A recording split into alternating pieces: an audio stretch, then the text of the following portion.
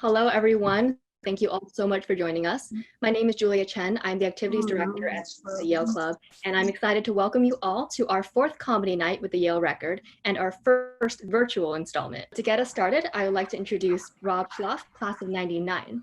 Rob is the Alumni Relations Chair of the Yale Record Alumni Group. Over the years, he's been looking for new ways to support comedy at Yale and to bring that humor to the rest of us. Rob has worked with us for 4 years to bring this event to the club, and each year has been better than the last. So with that, I'll pass the mic over to our co-host for the night, Rob Schloff. Well, thank you so much, Julia. This is really exciting. I have my my nice virtual Simpsons background behind me. So I just wanted to thank everybody for joining tonight. This is always a very special night for me.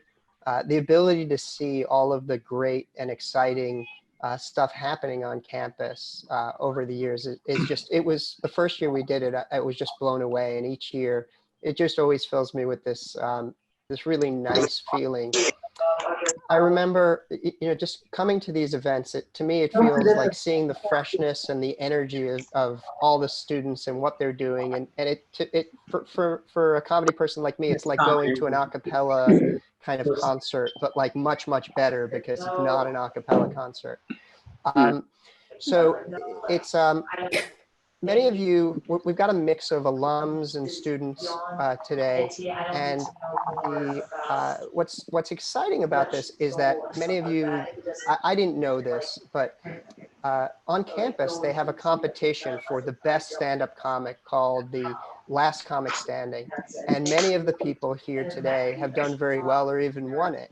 And our MC, Charlie Bardet, was the winner of Last Comic Standing his year, which means he was officially crowned as the best comedian, the best stand-up comic of his year. So we're very excited to have Charlie here. When he's not with us, he's on, he can be seen on BuzzFeed or Comedy Central, or when they're open, the comedy clubs of New York. And we're just very excited to have everybody, and I hand it off. Oh, and I want to thank Will Kramer for putting everything together. Sorry, I meant to thank Will Kramer, who's going to be presenting. He's the head of the Cucumber, which is an online humor group, which is a stand-up humor group at Yale that the Yale Record runs. So thank you, Will, and hand it over to Charlie. Hello, everybody. Hi. Can people hear me? I never know with Zoom. I recently did a Zoom show where I found out, actually 4 minutes into my act, that I was not being able to be heard the whole time and was actually frozen. So if you can hear me, we're already sort of a step up from that. Hi, okay, now I see myself. I'm feeling confident. I actually wanted to sort of situate myself outside rather than doing it in the proper home. Because I actually feel like, in a time of Corona, we're sort of approximating the real world experiences, and it feels like we're all operating at, from a deficit, like a pale sort of approximation. And I wanted to sort of argue that actually a time like this adds new opportunities. I wouldn't be able to do comedy before this in a V such as deep as this, or outside in a park. I don't want to sort of just hold up the spot of the people around me, but I'm actually watching up to 3 couples voraciously make out. And I'm just trying to scope out what else I can sort of report from where I am. There's a man who's reading a very thick book. Congratulations to him. Hi. And I'll also be honest, a lot of people are not 6 feet apart. I'm not gonna take it there. I am just reporting, you know what I mean? Don't shoot the messenger. And I'm actually worried that I said the thing about the couple making out too loud because they did just stop. And that actually might be on me, unfortunately. But I'm on the Hudson River and things are pretty lovely. I'm seeing a sailboat. I just saw a lot of jet skis go by. I personally wouldn't jet ski in the Hudson River, but again, I'm not here to judge. We're here to laugh and have an amazing time. That guy's gay. I did just, someone on their mic did just say, I think that guy's gay. Can I say, you're absolutely spot on. I mean, the sort of insight I mean, you clocked it within under a minute, I would say, and that's absolutely incredible. You have a lot to be proud of. I'm hearing a lot of sort of audio feedback. People are doing sort of fun things. At one point, it sounded like someone was in a supermarket. I would say that's brave. You know what I mean? Yeah, like tune in from a supermarket and keep the sound on. Why not? We have a pretty incredible lineup of comedians tonight. You're all very lucky. I know, I'm approximately 100 years older than all of these kids, which is why I got the job of hosting. Not to brag. But they're going to do an amazing job, and you guys are all really in for a treat. I am going to make sure that the first person is sort of ready to go. So, and I think I have the lineup order right.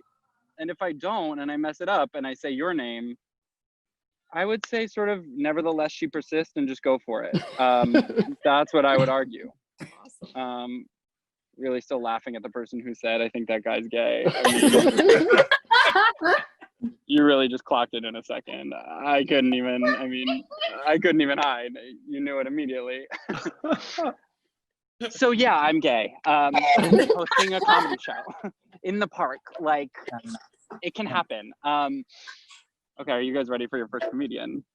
She's incredible. She does a million funny things on campus. She's so cool. I've watched her from afar and sort of admired her from afar, and now we get to admire from afar in a different way. Please welcome Veronica Borotin. Yay! Oh boy. Okay, here we go. All right. Hello, everyone. My name is Veronica, and I just recently graduated from Yale. So yes, I am unemployed. So the job application process is deeply weird and bad.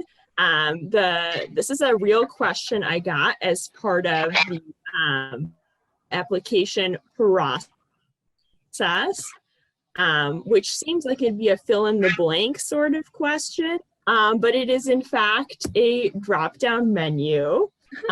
This is it, folks. This is it. This is the list of possible life motivations. But I looked at this list and I thought, okay, but what do these words really mean? So I thought about it some more. I realized ability to make an impact really just means you like attention. I relate to. Goal, again, means you put wake up on your to-do list so you can cross it off. Peer recognition, again, means you like attention. And then work-life balance means every day is self-care day. Once again, I thought there's other motivations that really motivated me and other people that I thought should be included on the list. So for example, revenge, fear is a big motivator for me. And getting Prince Eric to fall in love with you, so he fights Ursula the Sea Witch, and then you can get your voice back. Is something I know motivates me and a lot of other people. So I thought that should be important to include. Behaviors, once again, feels like it would be a fill in the blank sort of situation. Once again, is a drop-down menu. Functional expert, in my personal experience, really means you took AP Spanish 4 years ago, but you refused to take it off your resume. That is surrender. And then thought-provoking means I spend all day checking my email, but then whenever anyone actually sends me an email, I get really stressed out and refuse to reply. Let's see what else. I also applied to be a park ranger recently because I am lost. And here are like a couple of the things they had on their application. So backpacking feels kind of fine. Boating, okay. Getting a little stranger with the working with animals. Feels like a strange question. Chainsaw skills also feels in that it's right after the animal part. And it leaves me with a lot of questions because am I going to be kayaking and backpacking while shooting a firearm? Or is it more like I'm using a chainsaw while riding a horse? Am I going to be riding a horse while using a chainsaw? I guess I don't really know what a park ranger does, is what I learned from this exercise. Also concerning in that there's no option to say, I have no experience. So I just sort of said I had some experience with the firearms and some experience with the chainsaw, because I really, I guess it's an assumed skill. But the worst part of the job application process is the rejections portion of the evening. So, this is sort of your classic, we have received your application. After careful consideration of your qualifications, we would decide not to proceed any further. What I don't love about this is careful consideration.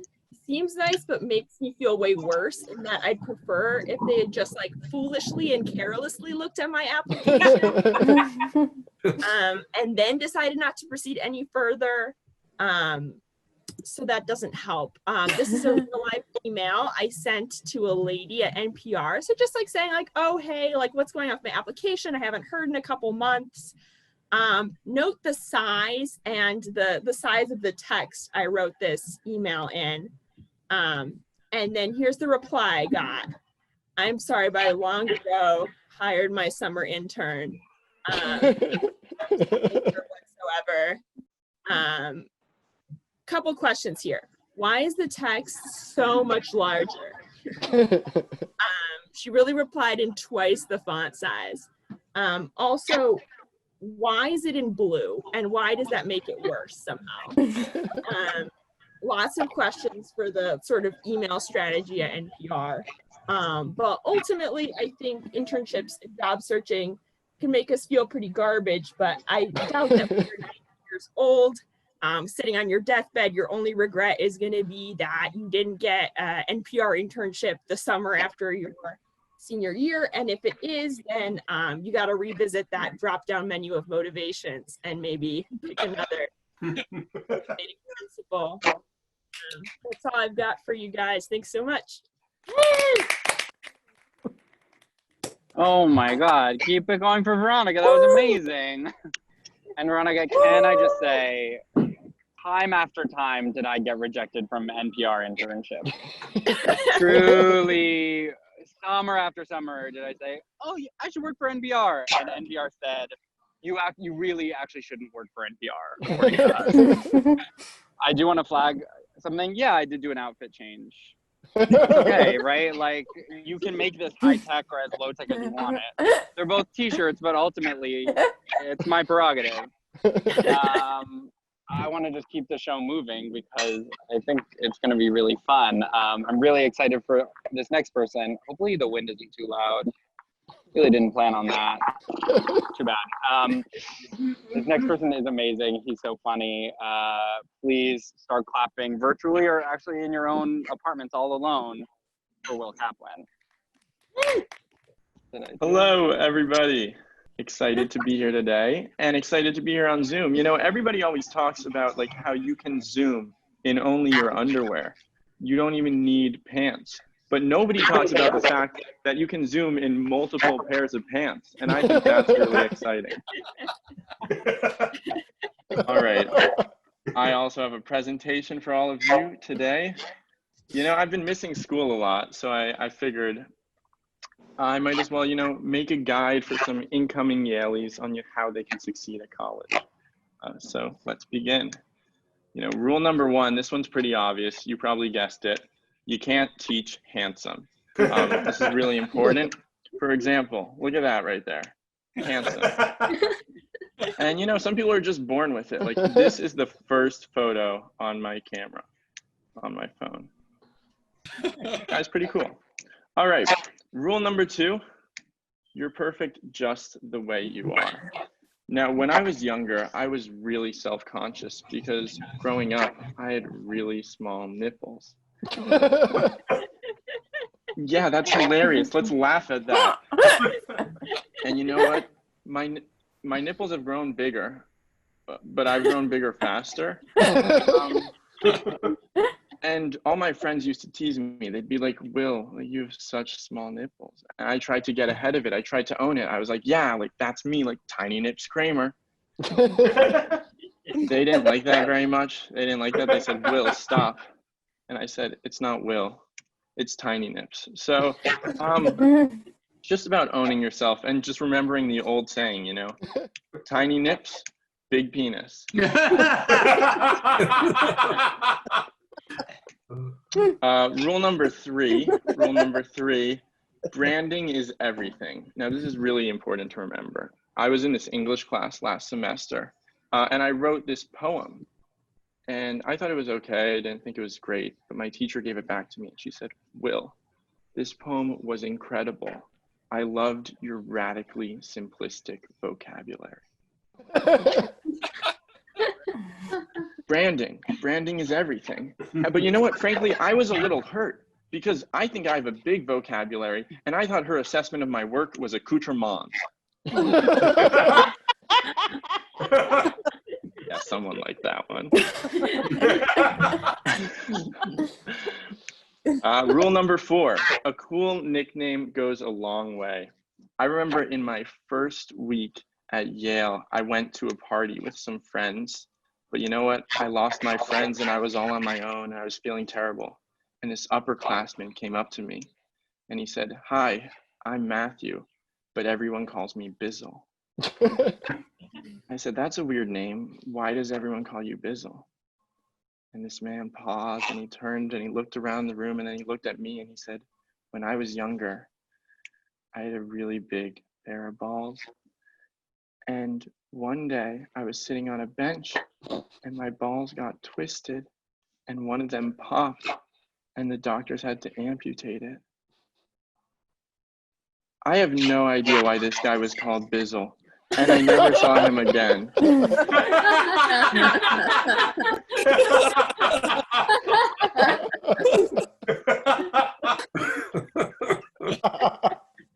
All right, rule number 5, philosophy can teach you about the world and yourself. Do you guys ever look up at the stars and feel in awe of this infinite universe, but also so small and irrelevant? Because I sure do. That's not funny. Yeah, okay. That's all right. Can't win them all. I'm just gonna skip ahead. Up there's John Cusack hating bong, but no. All right, next joke, because that guy didn't like it. Rule number 6. Number 6. We're gonna rebound with rule number 6. And that is nothing is as rewarding as community service. I read this amazing article the other day about a man that donated blood for every week for 60 years and saved the lives of 2.4 million babies. Can't do that. Which is incredible, but just like think about how many more babies he could have saved if he wasn't so busy donating all that blood. It's a thinker. Rule number 7. Talking to girls can be hard. You know, it can be tricky, but you can get through it. Like this past year, I was at a party and I was bartending and I made contact with this cute girl across the room. She came up to me and said, "The bartender is really cute tonight." And I said, "Oh, I don't know where Joe went, but I'll let him know." And she said, "I thought you were the bartender." And I paused and I smiled and I said, "What do you want to drink?" Now, what I could have said, I've been thinking about it and I have the answer. You know, number 1, "Hi, I'm Will." Simple, elegant, gets the job done, introduces myself. Number 2, "Would you like a drink of this tall, refreshing, cold, but not too cold it hurts your teeth, handsome glass of water?" You know, a little sneaky, a little fresh. Or, oh, that was 3. Rule number 3, again, you know, sort of similar start to the first one, "I'm Will." But you want to leave her thinking about something for years to come, so you hit her with the, "But you can call me Busy."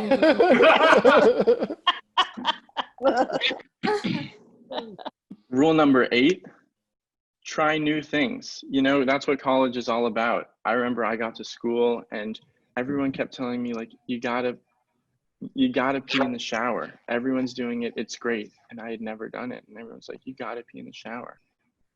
But nobody told me you had to pee in the shower when the water was running. You only make that mistake once. Rule number 9, you're only as smart as the person whose answers you copy. This one's pretty self-explanatory. I don't have much more to say, but I kept in this slide that I didn't know where to put. So food for thought there. And rule number 12, never trust international students.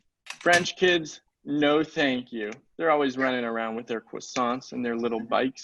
But you know, not all French stereotypes are true. I went to Paris this last year and I didn't see a single mime.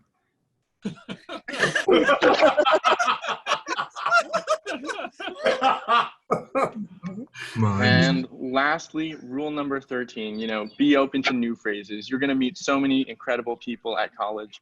Last year, I had a roommate from the Midwest and he said the craziest things. He'd say like, I'm gonna get a drink at the Bubbler, or like, I'm snookered out, or like, my parents love me. Just things you would never hear on the East Coast. So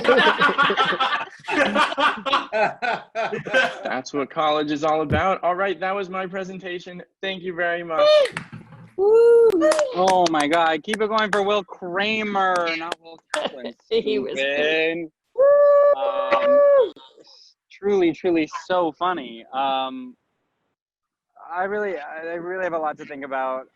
I will say that if you have opinions about some of the stuff that comedians are saying, and you want to say something about it, go ahead and turn off your microphone. You know what I mean? That can be a just you sort of thing. I know the technology's hard. Trust me, I get it. For people who are joining in late, I am actually gay. Someone did pause that pretty much about that. So, you know, if there's any confusion or dialogue happening around that. And I am actually in the park. And I wanted to give sort of a quick makeout update. So 2 of the couples who were making out left, but a new one came, and they're actually gay. So, you know, things are looking up, you know. They see me sort of watching them, and they don't like it, weirdly enough. Okay, why are you doing it in the park then, random? I want to keep the show moving. We have an amazing next performer. She's so funny. She's like a playwright and also a stand-up comedian, and I actually also think she has a third random skill that I actually am not sure of. She's an amazing Twitter. She is so funny. I'm really excited. And her last name actually is Kaplan, which is incredible. So please give it up right now for Walker Kaplan. Great. Thank you so much. Hi, I'm Walker. I just graduated, and I'm so grateful to be able to talk to you guys today. Can you see my screen, perhaps? Yes. Yeah. Yes. That's obviously huge for me. So I just wanted to talk about a little bit of current events. You know, quarantine is almost done. Our bars and restaurants are opening up, and it's going to be a hard transition back into our normal world. You know, trapped in our rooms, isolated from our friends and loved ones.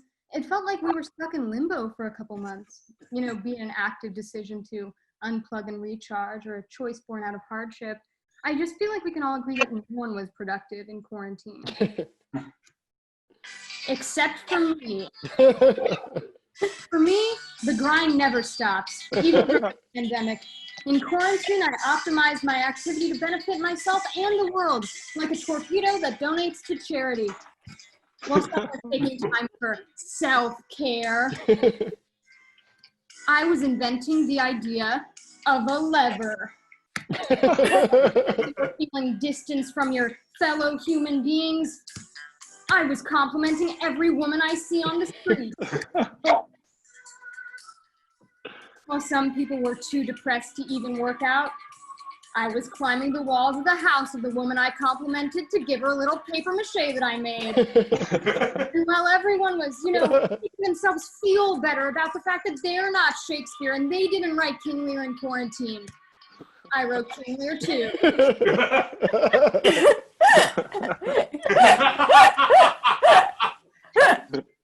During know this? I remain critical of my media intake.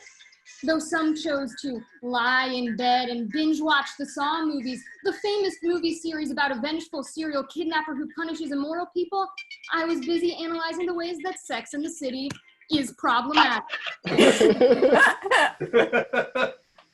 You know, people ask themselves personal essays like, what does it mean for me and my family that the pandemic is happening? But in the meantime, I wrote the definitive COVID novel. It's already getting powerful reviews.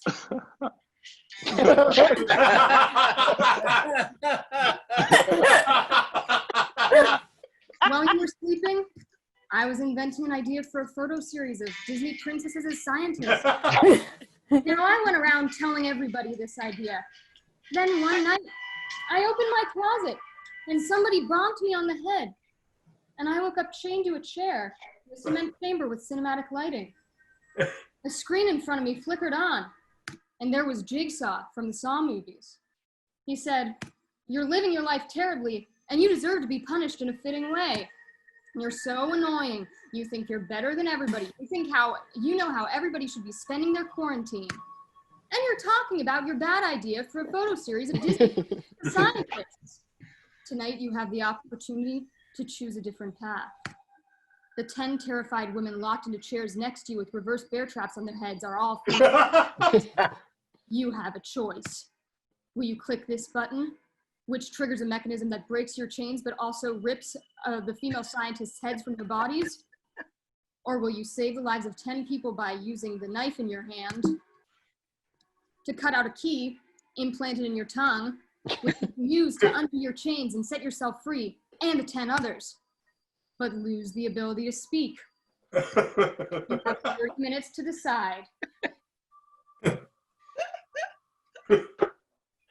5 minutes later, I was out of there, wringing the blood out of my peasant blouse. And I even had a list of the names and addresses of my peers that I think are behaving badly.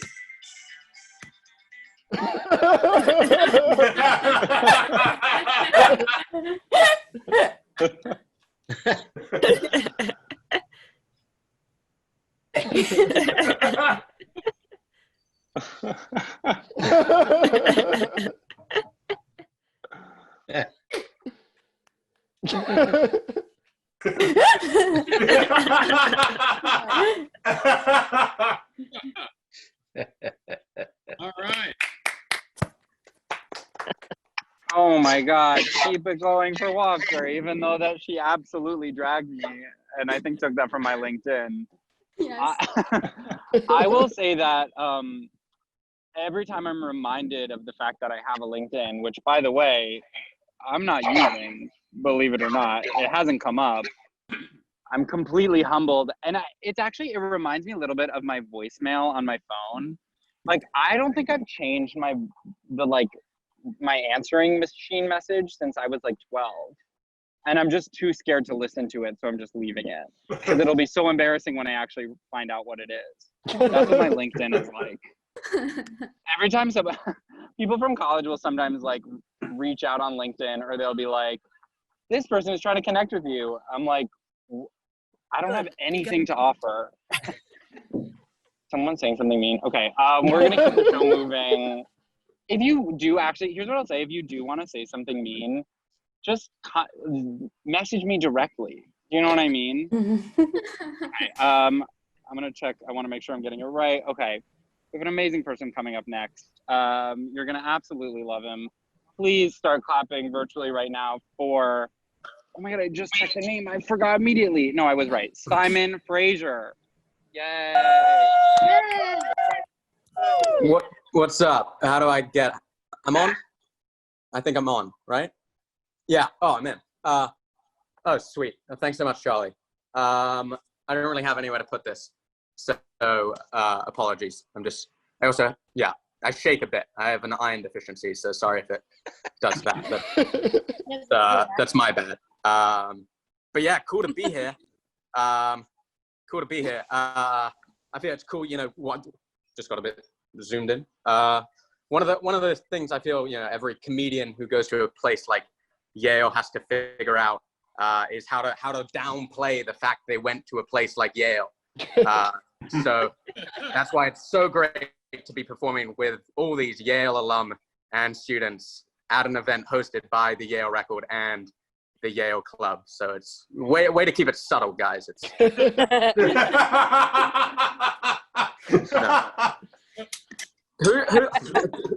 whoever that very supportive audience member is. I've been curious the entire show, but thanks a lot. Anyway, regardless, I've stopped using Tinder in quarantine. I was on Tinder, but now I'm bored. I'm bored. It's the same thing. I think they should add a new feature where you match if you both swipe left. Ooh, talk about confronting your own ego. You think you're better than me? I think I'm better than you. It's like we have a lot in common. It would be a horrible date to go. So, what do you like to do? Not you. It's God, just a terrible time. Dating. Am I right? Just wow. I mean, I hope I don't have a son right now, but if I do have a son at some point in the future, I'm terrified he's going to use the internet to watch all these horrible porn videos. Woo! God, no, not for me. I'm going to put on filters to make sure his mind doesn't get corrupted. Yeah, stepmom only. This kid's going to be a legend. And he and I one day are going to have a serious talk. Because, yeah, I don't know who I'm going to marry or divorce, but I'm an open-minded guy. I was trying to get set up this year. I asked my senior society if they could set me up with any of their friends. I told them some basic things I was looking for. 3 weeks go by, not a single suggestion. I went up to them. I was like, guys, what's happening? Why haven't you suggested anyone? One girl was like, I'm sorry, Simon. We just can't think of any white girls. White girls? What makes you think I'm only interested in white girls? She said, Simon, you said you wanted someone who played tennis. Mea culpa. No, it's true. I'm a racket man, and Elton John's a rocket man. And this is a segue into a bit about aliens. But the aliens, they get a bad rep. People say there's no sign of intelligent life. So there's life, but it's not intelligent? Well, how are we measuring intelligence? They're not intelligent by our standards, but yeah, maybe they've got different skills. Maybe they're very emotionally intelligent. Sure, the folks over in Andromeda can't tell you what 27 times 9 is, but they can tell if you need a hug. All right, here's an idea. You could buy everything but the bagel seasoning and everything but the elote seasoning, and then you would technically have everything. What a deal. That's almost as good as the time I bought a beach towel with the $100 sign on it for only $20. Woo! That's the steal of the century. Someone called Ricky Henderson. Any Ricky Henderson fans out here? The baseball's all-time leader in stolen bases. Yeah, but you weren't expecting that reference from the British guy, but sometimes I just have to make clear to my audience that, I get you. That I know America, that I'm not a persona non grata, translated from the Latin ungrated Parmesan. I learned everything I knew growing up, because growing up I was younger than my parents, and my dad's American, so I spend my summers here in America. I played a lot of tennis when I was young. I have these battles with this one kid, Owen Pellissier. Ooh, I don't even like saying his name. I say battles, but Owen would smoke me every time, like Texas brisket. And one time I was 9, and you know how you were when you were 9, closer to a dog's mentality than you are today. And I lost this tennis game, 7-5, 4-6, 6-3. My backhand was all sorts of out of shape, like a 5-sided rectangle. And Owen got in my face, and he was like, haha, better luck never, which was honestly pretty good for a 9-year-old. I got so mad, I was like, you're gonna pay for this. So I decided to get my revenge. So I did. I called up the local pizza place, and I ordered 60 pepperoni pizzas to be delivered to the Pellissier household. And I called them on the phone. They were like, yes, ma'am, what can we get for you? And I was like, I am a 9-year-old man. And then I was like, I want 60 pepperoni pizzas. And they were like, okay, how are you going to pay for this? And I said, cash, cold, hard cash. And so an hour goes by. I'm gleefully imagining one pizza delivery man holding 60 pepperoni pizzas in 2 arms and arriving at the Pellisier household. Owen Pellisier sinking to his knees, thinking about how impossible it would be to eat all this pepperoni pizza. And so you can imagine my surprise when my dad, an hour in, storms into my room, says to look outside, and there's a person from the pizza place with 60 pepperoni pizzas in his car outside my household. And alongside is a cop car. And what I had forgotten is that the pizza place had a caller ID. So this pizza place had started making 60 pepperoni pizzas. And then at some point, one Isaac Newton asked the rest of the people, hey, wait a second. This is an awful amount of pepperoni pizzas to be making at 10:30 a.m. on a Tuesday. We should call them back up to just double check the orders right. And so they called back up, and my dad answered, which was a problem. And by that time, it was too late. Anyways, this is the story of how I spent my age 9 summer becoming the lemonade stand king of Massachusetts to pay back a $600 check for pepperoni pizza. About as dumb as that time when I had to describe the Jewish origin story. And I said Moses led his people out of Egypt and went to a hospital, which was wrong. That Mount Sinai was not a hospital. That was a mountain. Anyway, thanks a lot. Really appreciate it. Thank you. Keep it going for Simon, everybody. Absolutely incredible. You know, here's what I'll say. There are times where someone, and you don't always expect it and you don't know that it's coming, someone will just have a British accent. And that's ultimately okay. You know what I mean? I was sort of peeking into the audience and I saw some people confused, sort of not knowing, oh, is this normal? Is this okay? Am I allowed to laugh at this kind of thing? It's totally okay. And here's what I'll say. I would know. I'm actually gay.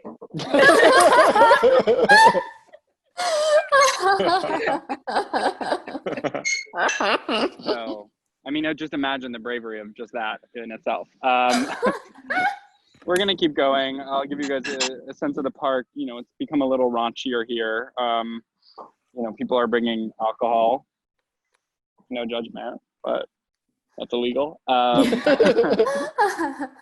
And people are sort of taking off their masks and dancing, and it's becoming almost sort of a festival. So, oh, and a cruise ship just went by. Feels like not a great time to take a cruise, but go for it. Okay, I don't know if the next person is technically here, so we're gonna go to the person after that, but she's amazing, so I'm really excited.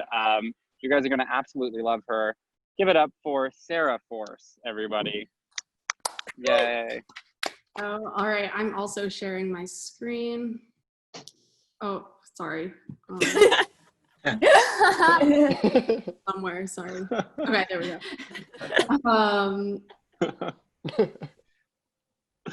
Okay, so I'm Sarah. I felt like I had to have pictures because like this is a presentation. So here's my senior photo from high school. And I know what you guys are thinking, so like I'll just address it now. I know my name sucks. Is anyone else here named Sarah? Okay, tough crowd. It's like it's exhausting having a common name. Like growing up, I always had to be like Sarah F or like Great Tits Sarah. You can't go anywhere without seeing your name on things like keychains and like class rosters and like, you know, those signs that are like, don't serve this woman. Or like every time I order at Starbucks, I'm like, yes, like harass spelled backwards, but with only one S. So I just wanted to like talk about what I've done in quarantine. Is that okay? Okay, cool. But before I do, I want to like thank our healthcare heroes. I think that's really important, but also acknowledge it's not enough to just call them heroes. Some of them are sheroes. Just keep that in mind. Here's just like a Zoom happy hour I had. Those. This is really brave of me to talk about, but I've actually been pretty bored that I have been on Tinder. But my problem with Tinder is that I feel like all of the men are either like holding a fish or like fluent in sarcasm or like home from war for a week, and after all three. What I'm looking for on Tinder, I'd say I like my men like I like my Starbucks order, like tall, hot, and if something's wrong, I probably won't say anything.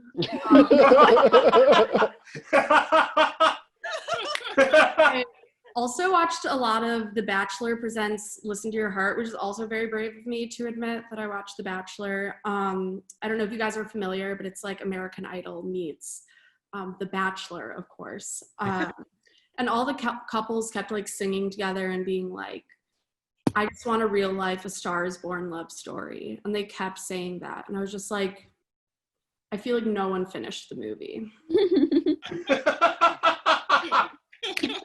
But I think people on The Bachelor get like shamed unfairly a lot. And it's important to note that like intimacy is different for everyone. Like for me, first base is sex and third base is telling them I do improv.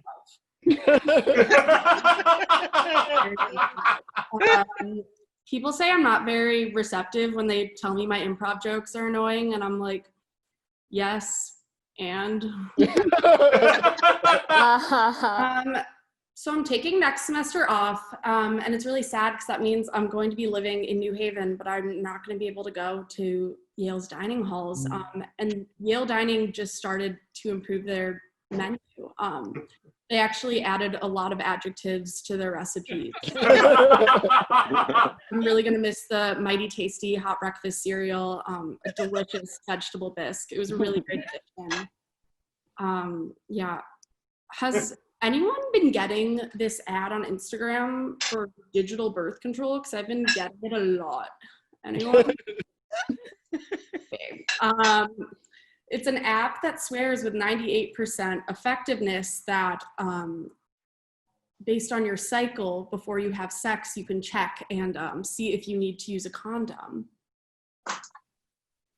What? Like, I just don't think that that would really work for me. Like, my phone's always dead. Also, I'm not even married, so I don't know why they're giving me that. Here's another ad I got on Instagram that's supposed to be some kind of ethical jewelry company, but I feel like it's kind of a scam. I don't really see how. Like, I could probably eat that necklace in 2 sittings. They're trying to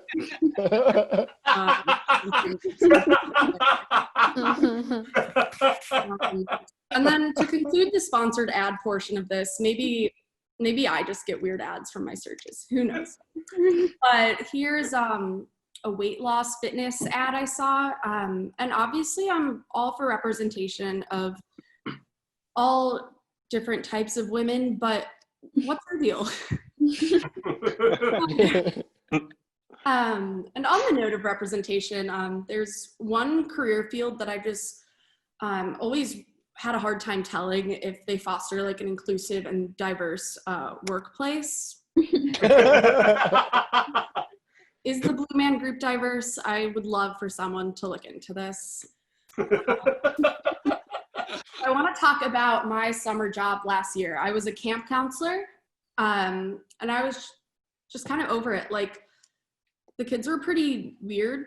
Can I say that? Like, there was a 3-year-old every day that would throw an absolute crying fit until you printed him a picture of Michael Jackson that he could color in.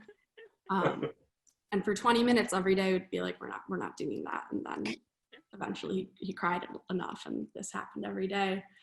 And there was also this girl who, like, every day after swim would just like have her arms tangled in her shirt and be like, Miss Sarah, will you put on my shirt? And I'd be like, babe, we've been through this. It's not gonna fit me. Yeah, but I realized like I was kind of stupid as a kid too. Like, I used to think when I was younger. Thank you, Jesus. I used to think that when people said, oh my gosh, that God and gosh were husband and wife. Which was a pretty stupid thing to think, because obviously now I know they're both women. Also, when I was younger, I recently found a get to know you assignment pictured here that said, the food I would bring for my class to sample is booty sandwich. Apparently I put pirate booty on my sandwiches, but my teacher's only concern was that I called a booty sandwich, not a booty sandwich. And then the final thing, this is great to be here because I was actually supposed to do comedy one time this year at Harvard Yale, but then before the show, I had an allergic reaction, which you can see here. I'm allergic to nuts, which sucks because I love peanut butter. I also have ADHD, which sucks because I love attention. But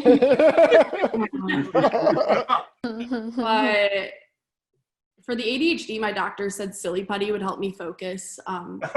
Flavor I've tried so far, like, doesn't taste good, so I don't know. But yeah, the Harvard Yale thing was crazy. But I was in good hands. Like, when I got there, the nurse went up to me and was like, "Can I ask you a question?" And I was like, "Yeah, go ahead." And she was like, "I've always wondered, what's a tree nut?" And I didn't have it in me to answer because my throat was closed, but I hope that she since figured it out. But the whole thing was pretty disappointing because I've always said if I ever had an allergic reaction, this was my first, that I would say, "Time to bust this nut," as I pen, and I didn't. So now I need to like find a time to do it all over again. Yeah, I also have some like quirky allergies, like cucumbers I'm allergic to, and people are always like, "Bullshit, cucumbers are 99% water." So I guess if you're to get anything out of this, it's that you can't trust the 1%. That is all. Thank you. Woo! Wait, sorry, is that me? Okay. Keep it going for Sarah, everybody. That was amazing. We have one more comedian for you tonight. And I will say that that's good because there's all these birds eating worms really close to me, and it's absolutely disgusting. It's completely wrong. I really am not. Thank you. I want to say Walker for that one. Right. A huge shout out to Walker on the sort of other mic. You guys ready for your last performer of the night? I hear people clacking their keyboards excitedly. He's amazing. He's so funny. He's been published, I'll be honest, in the New Yorker. You've probably heard of it. Yeah. Take a second to let that sink in. Please give a warm welcome to Adam Chase.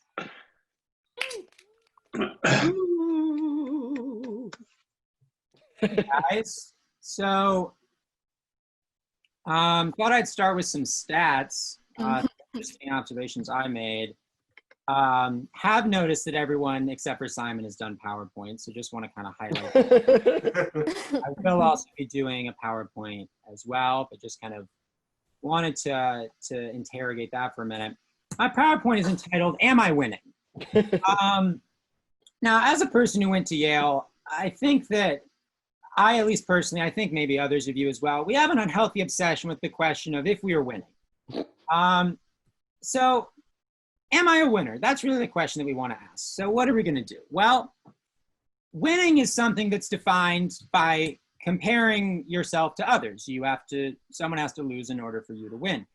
And as we all know from experiments, right, what you're going to have to do is you need to control the variables of your experiment, right? So I've narrowed down my question to ask, of all the people born in the same place as me, right, on the same day as me, because that way we're all starting from the same point, am I winning, right? So this is my birth certificate. This is my father, Todd Chase, my mother, Rebecca Chase. You'll notice I was born in Forsyth County, North Carolina, which is here. So you might ask, how am I going to figure out the other people who were born in Forsyth County on the same day as me? Am I going to call the registrar of deeds in Forsyth County? I am. Records, I can help you. Hi there. I'm calling with a question. I was born today in 1996, on November 6, 1996. I'm working on a project about other people with my exact birthday. I was wondering if there was any way to find out if any other kids were born on that same day at Novant Forsyth Medical Hospital where I was born. You will have to come in and request that information, sir. I mean, you can get public record or you can look those documents up when you come in our office. Okay, I don't live, unfortunately, in Forsyth County anymore. I'm in New York City. Okay, yeah, I can't just go through giving you each individual's name and their date of birth. That could go on for a while longer, but the point is that I was going to have to somehow physically go to the office in Forsyth County to get the records. And of course, I don't live in Forsyth County, but you know who does? My father, Todd Hamilton Chase. He, in fact, works but a 4-minute walk away from the Forsyth County Register of Deeds. And so, yes, in fact, I pulled all 14 of the birth certificates of the people who were born in Forsyth County on the day that I was born, and let's just go through them and figure out if I'm winning. This is Zachary Green. This is him. He, all I could find about him was he was a defensive lineman at Catamounts College. You'll notice he's 6'3", weighs 245 pounds. He is taller than me, which I'm about. But he does have a mullet, right? I also, when I was 11, had a mullet, and I think that mine was better. So I do feel like I am beating him. This is Ryan Green.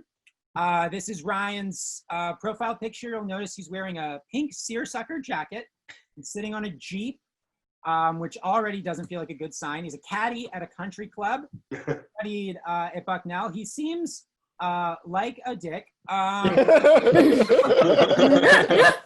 managed to track down this photo of Ryan Green at prom.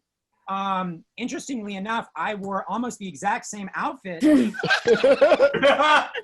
But you'll notice that I had a vest and Ryan did not, and therefore I feel that I am winning. This is Doreen Johnson. I was able to track down her Twitter page. Only one tweet. I will be honest, it's an incredible tweet. It's a top tier tweet. So I am feeling nervous about that. I will say I do have 21 more followers than Doreen, so I think we can call that a tie. This is Jacob Nemeth.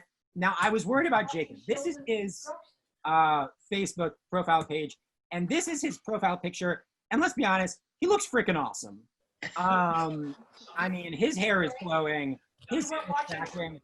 You'll notice as well that he's a beginner hip hop artist. Now, I actually tracked down one of his songs. This is, I promise you so much is real. Let me see if I can just switch my screen share here. Just give me a moment. So I was really, I was doing research for this and I was like, all right, this is going to be a bad song and I'm going to make fun of him, say that this song is bad and that I'm winning. I will be honest, the song is not bad.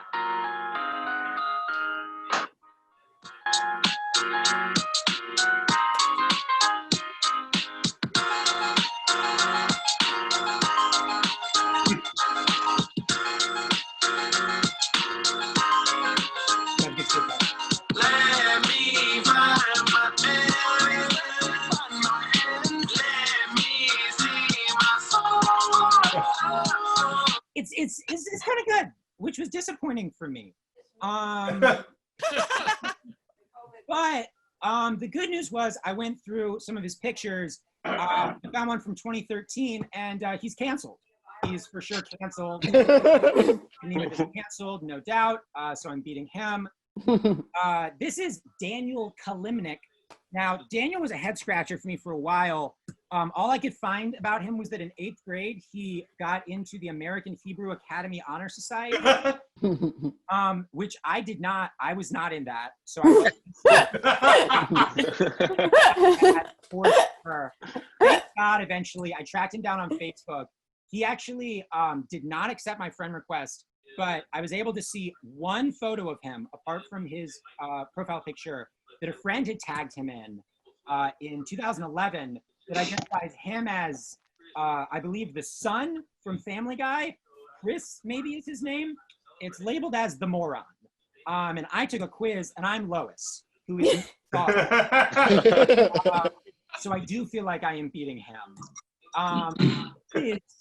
Cameron Osborne, I just really want to emphasize again that these are all real people. She was extremely hard to find. Do you want to know why? Because she got married and now her last name is Whitaker. I was able to confirm that it's her because on Facebook it says what her birthday is. She is married to this man, who, interestingly enough, looks like Peter Griffin, which makes her Lois, and I am also Lois, which I think means that we tie. Hunter Sprinkle, this is Hunter Sprinkle. This is his cover photo. I don't know which one of these men is Hunter Sprinkle, but whichever one he is kneeling in front of a dead goose. And also, he's clearly hunting in this, and his name is Hunter, and that's really on the nose. If you look at my profile picture, my cover photo is me looking pretentious with my friends, and that is not my name. So I do feel like I am winning. This Montana Joyce, I was really worried about Montana Joyce, I will be honest, because Montana Joyce won a 2019 Undergraduate Research Award that I did not win. I did not win this award at all. I didn't even think to apply for it. She got a $500 cash prize, which is very impressive. The good news was, though, I did friend request her. She actually accepted my friend request, and then she sent me this message on Facebook. I feel like it indicates that she does not have a lot going on, as opposed to me, who made this PowerPoint and is very busy. So I do feel like I am beating her. Now, Jordan Rolls, this is the last person I was able to track down. This was not easy. The only thing I was able to find about Jordan Rolls, I couldn't find a Facebook profile, couldn't find any social media, any articles, was Jordan Rolls' high school track marks. Jordan threw 41.3 in the discus, 15.4 in the shot put. They ran a 9:05, 1,600 meters. I have never done shot put before, or discus, so I was very concerned about being able to figure out if I was beating them. I did look it up. A shot put weighs about 16 pounds. I have a 15-pound weight. And so I did take matters into my own hands. And let's look at the results.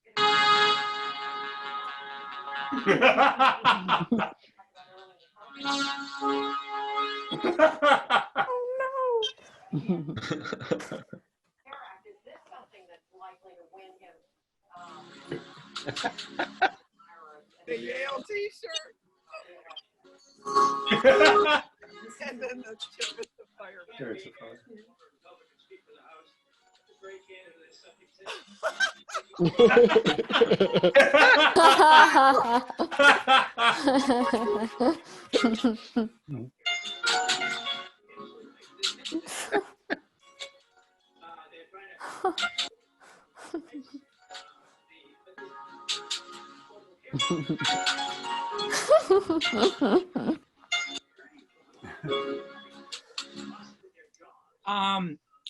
It was not even close. It was way it was like not even a little bit did I almost get there. About half the distance. So I did lose. It turns out I'm not winning. That's all I've got. Oh my God! Keep it going for Adam, everybody. He's so cute. I will say that I'm so impressed by everybody's sort of technological savvy. Everybody put together some really incredible PowerPoints. And ultimately, at the end of the day, that is the end of the show. So I just want to say thank you guys all so much. A new dynamic where I am is that two people are playing football and they're tossing it back and forth and they're dropping it every single time. I just wanted to give you guys a heads up. Truly, every time. And do you know how when you drop a football, it sort of like is irregularly shaped, so it's bouncing everywhere, and it's constantly like getting really close to this couple's picnic. A lot of drama over here. So I want to just say thank you for being with me in this journey. Give it up one more time for all of your performers. They did such a good job. Honestly, if anybody has extra money, you should give it to them or give them a job because they need it. it sounds like. And have an amazing night. Stay safe. Donate your money. That's all.